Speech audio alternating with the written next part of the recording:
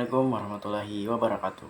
Salam sejahtera bagi kita semua. Sebelumnya, perkenalkan nama saya Muhammad Surya Ramadan dari Program Studi Pendidikan Fisika dengan NIM 2210 Pertama-tama yang ulun hormati Ibu Dr. Sulistiana SPD MPD selaku dosen pengampu mata kuliah Manajemen dan Administrasi Sekolah. Nah, di video kali ini kita akan membahas mengenai peran layanan khusus untuk menunjang terlaksananya manajemen peserta didik. Nah, mungkin pertama dulu kita di sini akan membahas yang namanya tantangan yang terjadi yang dihadapi dalam perkembangan zaman. Nah, jadi dalam era yang terus berkembang ini, lembaga pendidikan atau organisasi sekolah dihadapkan pada tantangan yang memerlukan perkembangan layanan khusus. Perubahan pesat dalam teknologi menjadi salah satu tantangan utama. Integritas teknologi tidak hanya diperlukan untuk meningkatkan pembelajaran peserta didik, tetapi juga memberikan pembaharuan terhadap layanan khusus untuk menunjang terlaksananya manajemen peserta didik sekolah.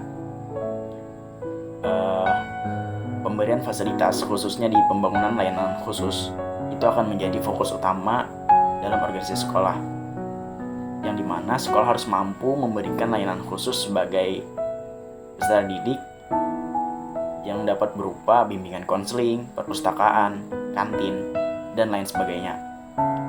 Yang dimana tantangan ini pasti akan membutuhkan yang namanya teknologi pendidikan, pelatihan tenaga pendidik, adaptasi dalam perubahan kurikulum, serta inklusivitas dan diversitas peserta didik. Nah, mungkin dari tadi kita membahas apa itu sih layanan khusus. Nah, jadi layanan khusus dalam konteks pendidikan merujuk pada sistematis yang diselenggarakan oleh lembaga pendidikan untuk memenuhi kebutuhan individu peserta didik yang memiliki karakteristik atau tantangan pembelajaran layanan khusus. Apa sih itu manajemen peserta didik? Nah, sedangkan manajemen peserta didik merupakan serangkaian kegiatan yang sistematis dan terencana untuk mengelola aspek-aspek berbagai peserta didik di lingkungan pendidikan. Nah, itulah tadi pengertian dari layanan khusus dan manajemen peserta didik. Adapun di sini beberapa faktor yang menjadi tantangan dalam layanan khusus untuk menunjang terlaksananya manajemen peserta didik melibatkan berbagai aspek, yaitu divertivitas kebutuhan peserta didik, keterbatasan sumber daya, kurangnya pelatihan peserta didik, tantangan teknologi, keterlibatan orang tua dan masyarakat, perubahan kebijakan pendidikan, inklusi sosial dan stigma, serta evaluasi dan penyelesaian berkelanjutan. Nah, adapun permasalahan yang dihadapi dalam lembaga pendidikan dalam layanan khusus itu sendiri dapat berupa keterbatasan sumber daya, kurangnya koordinasi, dan kurangnya pemahaman, dukungan, serta evaluasi dari lembaga pendidikan dengan pemerintah setempat. Nah, dari permasalahan tersebut, bagaimana sih solusi umum yang paling tepat untuk mengatasi permasalahan tersebut? Nah, saya mengambil dari beberapa literasi.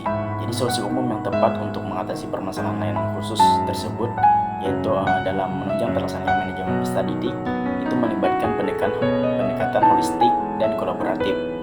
Adapun beberapa solusinya yang dapat diimplementasikan yaitu pelatihan tenaga pendidik, seperti menyediakan pelatihan berkala bagi tenaga pendidik untuk meningkatkan pemahaman mereka terhadap beragam kebutuhan peserta didik, strategi pembelajaran inklusif, dan penggunaan teknologi pendidikan. Yang kedua yaitu penyediaan sumber daya. Di sini kita perlu meningkatkan alokasi sumber daya baik finansial maupun infrastruktur untuk mendukung penyediaan layanan khusus, termasuk fasilitas fisik, bahan ajar, dan teknologi. Nah, yang ketiga yaitu keterlibatan dari orang tua dan masyarakat, yang dimana di sini mendorong keterlibatan orang tua, wali, dan masyarakat untuk mendukung proses pendidikan dengan menyediakan forum komunikasi dan penyuluhan terkait peserta didik. Nah, yang keempat yaitu pengembangan kebijakan inklusif, yang dimana di sini digunakan sebagai merancang kebijakan pendidikan yang mendukung inklusivitas, memastikan bahwa peserta didik memiliki akses yang setara terhadap pendidikan dan layanan khusus. Yang kelima yaitu pemahaman dan mengatasi stigma, di mana di sini dilakukan dengan kampanye edukasi untuk mengubah persepsi dan mengatasi stigma yang terhadap peserta didik dengan kebutuhan khusus sehingga menciptakan lingkungan yang mendukung. Yang keenam, evaluasi dan pemantauan yang berkala. dengan dilakukan menetapkan mekanisme evaluasi dan pemantauan yang teratur untuk mengevaluasi efektivitas dari layanan khusus itu sendiri, serta melakukan penyesuaian berkelanjutan sesuai dengan kebutuhan. Yang ketujuh, kolaborasi antara lembaga pendidikan dan stakeholder, di mana di sini mendorong kerjasama antara lembaga pendidikan, pemerintah, lembaga swadaya masyarakat, dan pihak terkait untuk meningkatkan sinergi dalam penyediaan layanan khusus. Dan yang terakhir, penyediaan dukungan psikososial.